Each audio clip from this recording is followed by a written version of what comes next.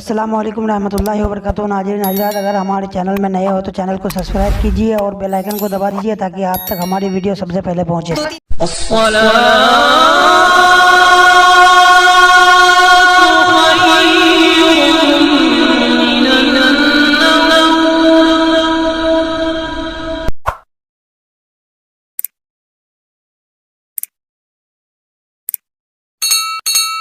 दिन में गुटखा खा खा कर कहीं 100 रुपए का थूकने वालों,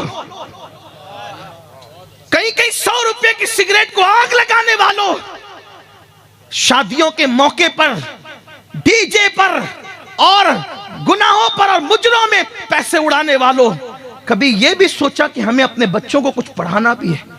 इतनी बड़ी जमीन, कच्छ की जमीन, इतना अजीम साहिल समंदर कि पूरे इंडिया में कोई इसका मुकाबिल नहीं है। वहां के बसने वाले मुसलमानों की अक्सरियत जाहिल हो, कितना बड़ा अफसोस है। अपने बच्चों को तालीम की तरफ बुलाओ और खुद तालीम की तरफ पढ़ो लिखो, वरना मैं पेशिन गोई नहीं कर रहा हूं, ये बुजुर्गों के तजुर्बात। अगर अपनी औलाद को नहीं पढ़ाओगे तो तुम्हारे बच्चे टॉयलेट साफ करने के काम के भी नहीं रह जाएंगे। हाँ, इसलिए थोड़ा खाओ, साल में 4 लिबास पहनने की, नए पहनने की बजाय एक ही पहनो। अपने बच्चों को आला एजुकेशन अहद करो। आज सिर्फ हमारे यहां मदरसे में पढ़ाना इबादत नहीं है, जहां मदरसे में पढ़ाना इबादत है, इस सोच के साथ कि मेरा बच्चा कौम को ऊपर ले जाए, कॉलेज और यूनिवर्सिटी में पढ़ाने वाले बाप को भी अल्लाह इबादत का सवाब अता फरमाए। हमारा मजहब दकियानुसियत वाला मजहब नहीं है। पढ़ाओ अपने बच्चों को, डॉक्टर बनाओ, इंजीनियर बनाओ, टीचर बनाओ, अहद करो। अपने बच्चों के लिए पहले से प्लान बनाओ, पहले से प्लान तैयार रखो, इसलिए कि दुनिया की वो कौमें आगे बढ़ती है जिनके पास प्लान होता है, जिनके पास मंसूबा होता है। कोई मंसूबा नहीं, दिन भर काम पे रहेंगे और शाम को आके मोबाइल लेकर बैठ जाएंगे। ये मोबाइल का खिलौना कब तक खेलते रहोगे? मत खेलो ये मोबाइल का खिलौना। मोबाइल को जरूरत के मुताबिक इस्तेमाल करो, ये खिलौना नहीं, ये जरूरत है। और जरूरत को देखो, जरूरत को जरूरत के तौर पे इस्तेमाल करना चाहिए। हमारे यहां खाना भी खिलौना नहीं है, हमारे यहां खाना भी जरूरत है। हमारे यहां खाना, इसीलिए हम खाने को टाइम पर खाते हैं, और जो बेटाइम खाता है फिर वो बीमारी पड़ता है। जो खाना जिस्म के लिए जरूरी हो उसको भी हद से ज्यादा खाओगे तो नुकसान उठाओगे। तो जो मोबाइल ना जिस्म के लिए जरूरी, ना रूह के लिए जरूरी, ना दिमाग के लिए जरूरी, ना सोच के लिए जरूरी, उसमें इतना डूब के निकलो। ये मेरे दिल का, ये कोई तकरीर नहीं है ना, ये कोई मुकर्रिर का ये उन्वान है, ये मेरे दिल का दर्द है। वरना आप कहेंगे कि आप ये क्या ले आए। मैं ये कोई खतीब के हैसियत से नहीं आया, मैं अपने दिल का दर्द अपने भाइयों के पास लेकर आया। इसलिए कि खून के रिश्तों के भाइयों की वो अहमियत नहीं है जो दीन के रिश्तों के भाइयों की अहमियत।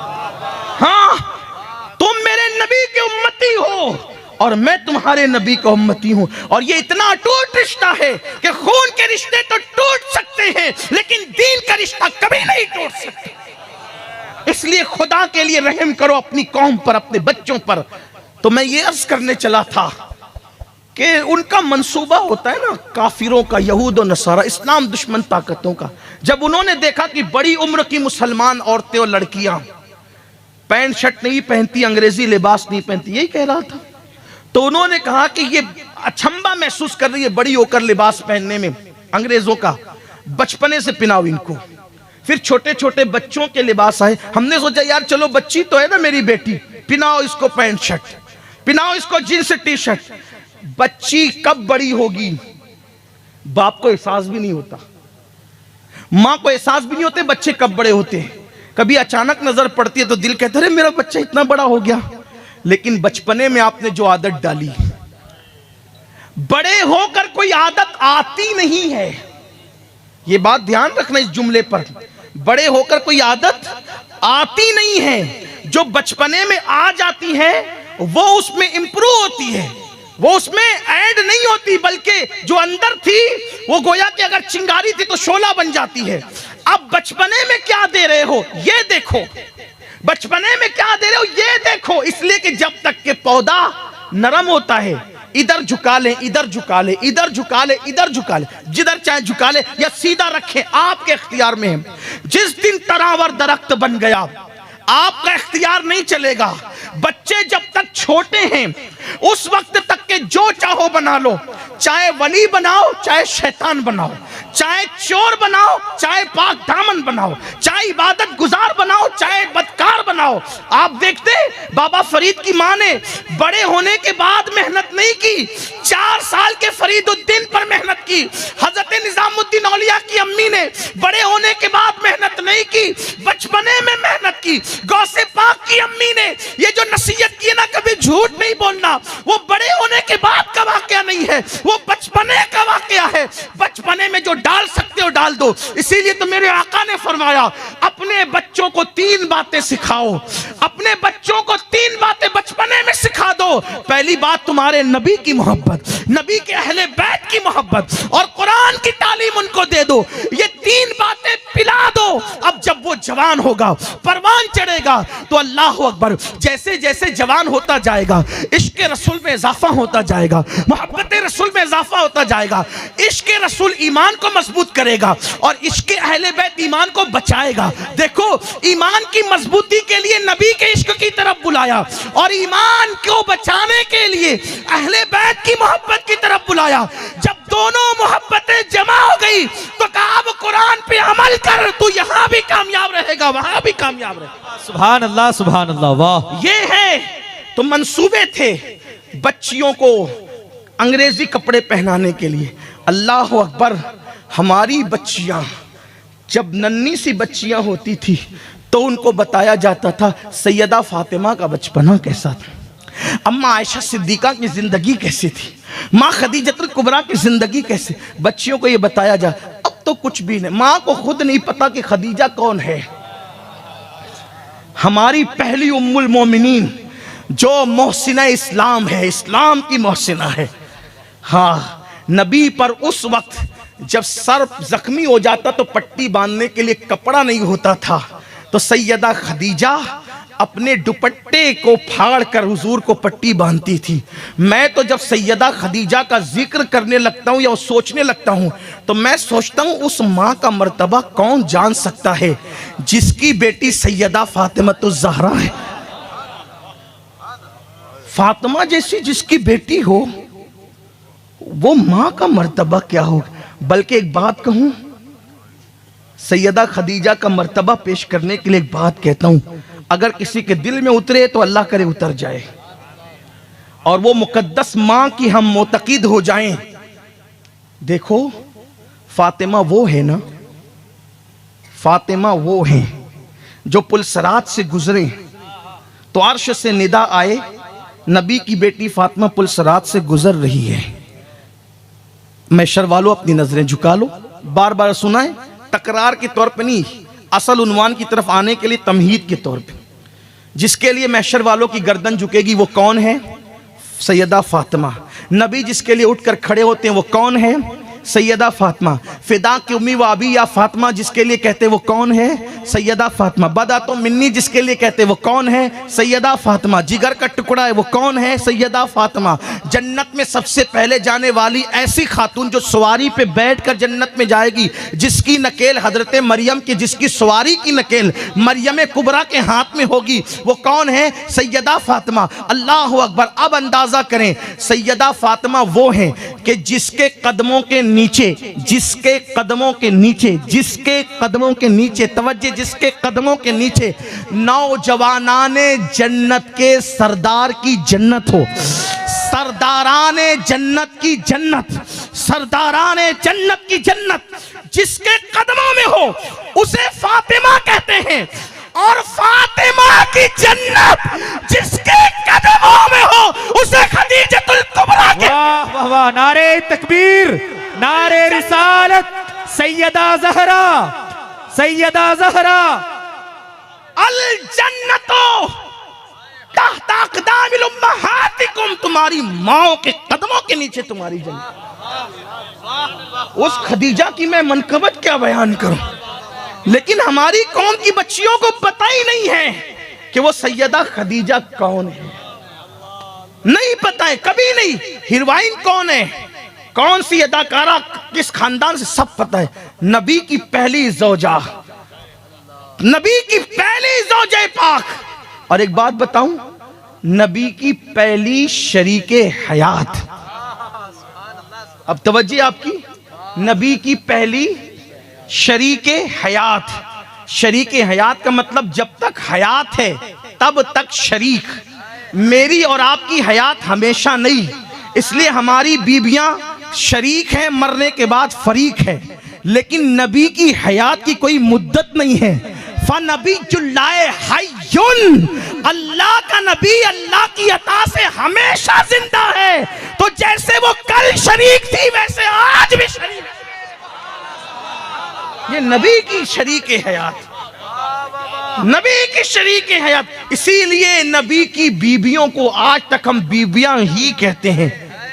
औरों की बीबियों को मरने के बाद बेवा कहते हैं, लेकिन हम नबी की बेवाएं नहीं कहते, कह भी नहीं सकते, बीबियां ही कहते हैं। उनको होश आना चाहिए जो कहते हैं नबी मर के मिट्टी में मिल गए। जब मिट्टी में मिल गए तो फिर ये बीबियां कैसे रही, क्योंकि मिट्टी में मिल जाने वालों की बीबियां बीबियां नहीं बल्कि बेवा रहती है। तो मेरे नबी की बीबियां अब भी बीबियां हैं। तो ये बीबियां बता रही है कि जब बीबियां बीबियां हैं तो वो मरे नहीं है, बल्कि तू जिंदा है वल्लाह, तू जिंदा है वल्लाह, मेरे चश्मे आलम से छुप जाने वाले। ये एक अलग सा उन्वान है, लेकिन बात ये कहने चला था, मंसूबा बड़ा खतरनाक है। बच्चियों को बिगाड़ो, बेटियों को। इसलिए कार्टून आ रहे हैं छोटे छोटे बच्चियों के, बल्कि मुझे ये कहते हुए शर्म आती है लेकिन मैं मजबूर हूं। 6-6, 7-7 साल की बच्चियों को सीरियलों में जिना करते बताया जा रहा है। हम गाफिल हैं, हमने मोबाइल दे दिया बेटियों को, बेटों को, सबको दे दिया। खुदा के लिए रहम करो अपने हाल पे। मां बिगड़ेगी ना, मां का पेट कुमार की आवे की तरह है। कुमार का चक्का सही चलेगा ना चक्का, तो बर्तन सही तरतीब पाएंगे। और जब चक्का खराब हो जाएगा ना तो फिर बर्तन सही नहीं हो सकते। तो कुमार की सारी फनकारी मुनहसिर है उस चक्के पर, वैसे ही हमारी नस्लों का इनेसार है मां पर। मां पर, मां मत बिगड़ने दो। और लोग मां को बिगाड़ना चाहते हैं। आज फिर किरदार फातिमा जिंदा करो। बल्कि एक बात आपको बताऊं, जितनी सैयदा फातिमा की नस्ल में अच्छी अच्छी हस्तियां हुई, किसी औरत की नस्ल में नहीं। उठा ले तारीख, पढ़ लें आप। जन्नती जवानों के सरदार 2 हैं, एक इमाम हसन, एक इमाम हुसैन, दोनों फातिमा ज़हरा के बेटे। अइम्मा अहले बैत, उनके बाद अगर आप गिने तो 9 हैं, और वो सब 9 के 9 सैयदा फातिमा के बेटे।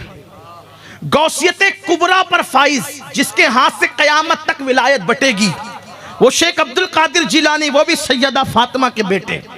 हिंद के कुफरिस्तान में ईमान का नूर फैलाने वाला सैयदा फातिमा का बेटा।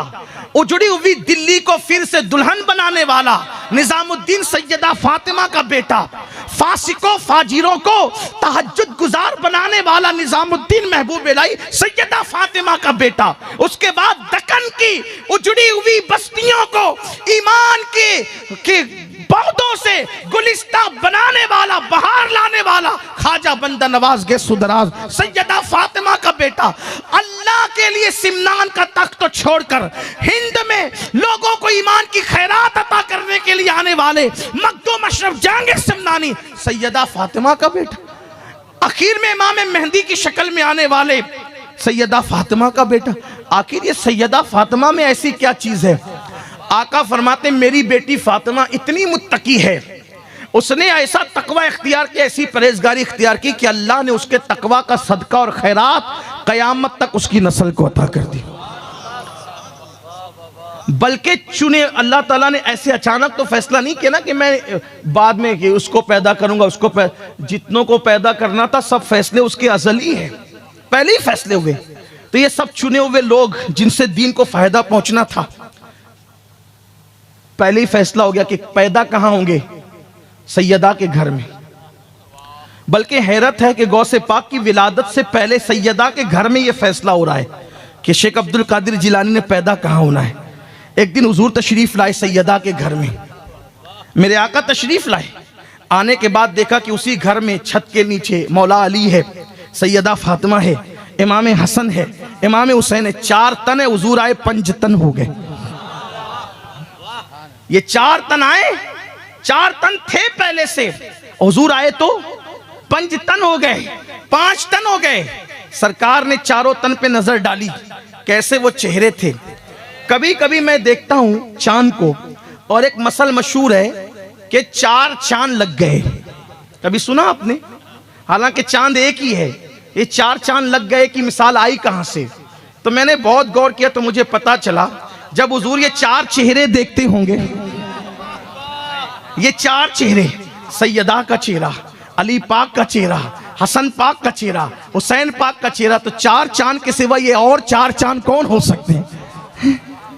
4 चांद लगना गोया के लोगों ने यही से खैर किसी भी वजह से ली होगी, लेकिन मैं तो हम इश्क के बंदे हैं, हम इश्क के बंदे हैं। क्यों बात? 4 चांद की मिसाल लोगों को यहां से 4 चेहरे देखे, उसमें से वो चेहरा जो अपने चेहरे से बहुत मिलता था, उस हसन को पकड़ा, चूमा, गले से लगाया। आज पूरी तवज्जो का मरकज हसन हो गए, आज पूरी तवज्जो का मरकज हसन हो गए। इमाम हुसैन टिकटिकी बांध के देखने लगे। उम्र छोटी थी, कम उम्र थे। जब बच्चे छोटे होते हैं तो बड़ों पे ज्यादा तवज्जो की बजाय तवज्जो किस पे होती है? छोटों पे होती है। यही बात है। और तवज्जो ऐसे ही थी कि ज्यादा तवज्जो जब दोनों शहजादे होते तो किस पे होती? इमाम हुसैन पर होती। लेकिन आज बज़ाहिर तरतीब बदल गई। आज बज़ाहिर ये नहीं कहता हूं खिलाफ मामूल, वहां कोई चीज खिलाफ है ही नहीं, वहां सब चीजें रास्ते है, सीधी सीधी है, खिलाफ वहां कुछ नहीं है। वो जो करे वही सच्ची है, वो जो करे वही सही है, वही जो करे वही सीधी राह है। तो आज तरतीब बदल गई, तरतीब बदली। हुसैन पाक पर तवज्जे की बजाय आज पूरी तवज्जे हसन मुज्तबा पर। अब घर में जितने होते हैं वो सब की तवज्जो किस पर? छोटों पर, छोटे शहजादों पर। सैयदा ने देखा कि हसन पाक पर पूरी तवज्जे, हुसैन पाक टिकटिकी बांध के आज देख रहे हैं। सैयदा ने कहा, बाबा रोज तो ऐसा नहीं होता था, आज सारी तवज्जे हसन पर और मेरा हुसैन टिकटिकी बांध के देख रहा है। हुजूर ने कहा, बेटी आज जिब्रील आए थे, आज जिब्रील आए थे और कहने लगे, या रसूल अल्लाह, हसन की नस्ल में, हसन की नस्ल में एक के बाद एक 9 इमाम होंगे, 9, एक के बाद एक 9 इमाम होंगे। और हुसैन की नस्ल में एक के बाद एक 9 इमाम होंगे हुसैन की नस्ल में। लेकिन हसन की नस्ल खामोश रहेगी, मगर फिर एक ऐसा पैदा होगा, एक ऐसा पैदा होगा उन 9 के बाद जो मकाम आपको अल्लाह ने नबियों में अता फरमाया है, वो मकाम उसको अल्लाह वलियों में अता फरमाएगा और उसी के हाथों विलायत बटेगी। वो गैसियत कुबरा के मनसब पे फाइज होगा। जब वो कहेगा बगदाद के मिंबर से, मेरा ये कदम हर वली की गर्दन पर है, तो सब उसके लिए गर्दन झुका देंगे। उसको दुनिया अब्दुल कादिर जिलानी कहेगी, फातिमा मेरे हसन की नस्ल में ऐसा बच्चा पैदा होने वाला है, इसीलिए उस बच्चे को आज मैं हसन के जरिए से प्यार अता कर रहा हूं, मोहब्बत अता कर रहा हूं। ये फैसले पहले हुए हैं, ये फैसले पहले हुए हैं। अगरचे कोई कहे कि ये रिवायतें तो ज़ईफ है, लेकिन रिवायतों का ज़ौफ़ फज़ाइल अमाल में तो मकबूल होता है ना। जरूर कर देना। अल्लाह हाफिज। तो अर्ज ये कर रहा था, माँ का तकवा, माँ का तकवा औलाद को कयामत तक मिलता। अब तकवा जिसका जितना पावरफुल होगा उतनी दूर तक उसकी बरकतें मिले, वरना कम से कम 4 नस्ल तक तो एक माँ का तकवा पहुंचता ही है, पहुंचता है, 4 नस्लों तक रहता है।